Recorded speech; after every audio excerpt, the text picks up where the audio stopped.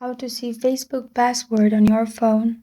Hi everyone, it's Sophia to assist you today without any delay. Let's jump right in. First, open Facebook.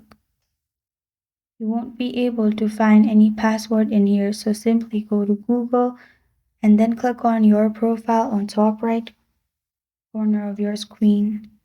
Then you will find password Manager. Simply click on Google Password Manager. In here, search for Facebook.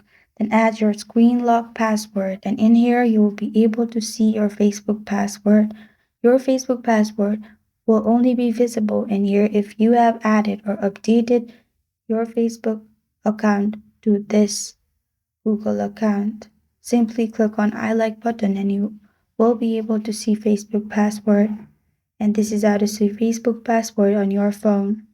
Thank you for joining me today. If this video helps you out, please leave a like and subscribe for more. Got a question or want to suggest a topic, comment below. I am Sophia signing off. Until next time.